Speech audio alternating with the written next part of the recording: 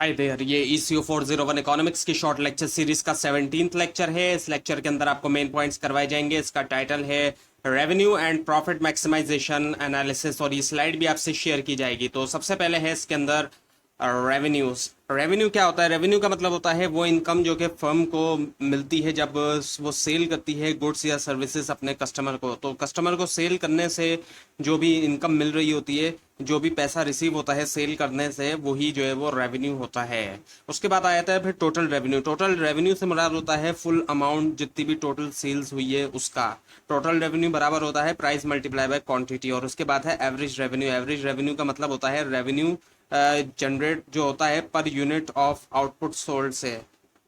Per unit से जो होता है, पर यूनिट जो सोल्ड हो रहा है आउटपुट का, उससे जो रेवेन्यू मिल रहा है उसको एवरेज रेवेन्यू कहा जाता है। और उसके बाद आया था फिर मार्जिनल रेवेन्यू। मार्जिनल रेवेन्यू से मुराद होता है एडिशनल जो इनकम जनरेट होती है एक ज़्यादा यूनिट सेल होने से। एक एक्स्ट्रा यूनिट अगर सेल होता है, उससे जो एडिशनल इनकम जनरेट हो रही है उसको कहा जाता है marginal revenue. Now the price taking firm. Price taking firm क्या होती है? प्राइस टेकिंग फर्म को परफेक्टली कॉम्पिटिटिव फर्म भी कहा जाता है, और ये फर्म जो है वो परफेक्ट कंपटीशन के अंदर होती है। और एक ऐसी फर्म होती है, ये ऐसी कंपनी होती है जो कि लाजमी उसको मार्केट के अंदर जो प्रिवेलिंग प्राइसेस हैं उनको एक्सेप्ट करना होता है। वो अपनी मर्जी से जो है वो प्राइस जो है वो सेट नहीं कर सकते। और उसके बाद आती है फिर price making firm. Price taking firm होती है और प्राइस मेकिंग फर्म होती है। प्राइस मेकिंग फर्म जो होती है उसके पास मोनोपोली पावर होती है। वो जो है ऐसी फर्म होती है जो कि जाहिर बात है उसके पास इतनी पावर होती है कि वो इन्फ्लुएंस कर सकती है प्राइस को। और जाहिर बात है प्राइस जो है वो अपने हिसाब से भी वो चार्ज कर सकती है, क्योंकि उन प्रोडक्ट के उन ऐसी प्रोडक्ट सेल कर रही होती है प्राइस मेकिंग फर्म जिसका परफेक्ट सब्स्टिट्यूट नहीं होता। इस वजह से now the driving a firm's AR, which is the average revenue, and the MR, marginal revenue curve for price taking firm। अब आपके सामने दिखाया जा रहा है ग्राफ को प्राइस टेकिंग फर्म के। यहाँ पर जो इसका ग्राफ है वो एक स्ट्रेट लाइन है फ्रॉम द ओरिजिन। सो यहाँ पर AR एवरेज रेवेन्यू बराबर है MR के marginal revenue is equal to P which is the price के।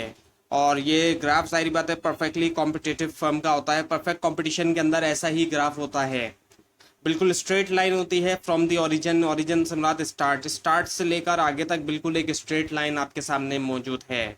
और अब यहाँ पे ये दिखाया जा रहा है कि जो प्राइस टेकिंग फर्म होती है वो जितनी ज़्यादा क्वांटिटी इंक्रीज करती है तो उतना ज़्यादा उसका जो टोटल रेवेन्यू होता है उसके अंदर इजाफा होता जाता है, क्योंकि इसने प्राइस तो जाहिर बात है अपनी मर्जी से चार्ज नहीं करना है। प्राइस तो जो मार्केट के अंदर प्रिवेलिंग है उसी हिसाब से इसने चार्ज करना है, लेकिन जितना ज़्यादा क्वांटिटी को वो बढ़ाएगी उतना ज़्यादा टोटल रेवेन्यू बढ़ता चला जाएगा। Now driving up firms AR and MR curve for price making firm. अब प्राइस मेकिंग फर्म की अगर हम बात करें तो उसका यहाँ पर टेबल दिया गया है।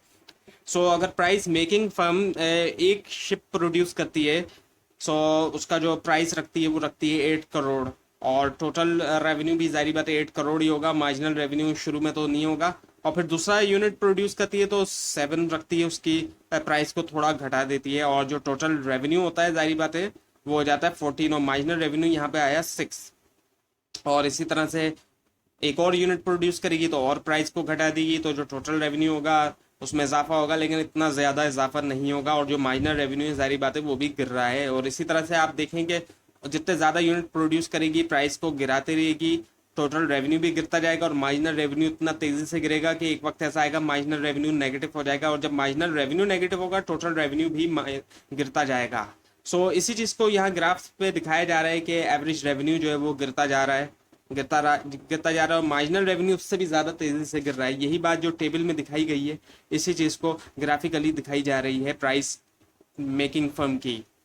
और उसके बाद फिर टोटल रेवेन्यू है। टोटल रेवेन्यू जीरो से बढ़ते बढ़ते एक मैक्सिमम पॉइंट पे पहुंचता है, फिर वो गिरना शुरू हो जाता है। गिरता वहां पर है जहां पर मार्जिनल रेवेन्यू जो है वो नेगेटिव होता जाता है। और यही बात आपको यहाँ दिखाई जा रही है कि टोटल रेवेन्यू जो है वो 8, 14, 18, 20 मैक्सिमम है, उसके बाद फिर गिर रहा है 18 एंड 14, और यही चीज़ ग्राफ से दिखाई गई है। So profit maximisation. अगर प्रॉफिट मैक्सिमाइजेशन की बात करें तो तमाम फर्म जो है वो जाहिर बात है चाहती है प्रॉफिट को मैक्सिमाइज करना। हर कंपनी प्रॉफिट को मैक्सिमाइज करना चाहती है। सो प्रॉफिट का फार्मूला होता है total revenue minus total cost.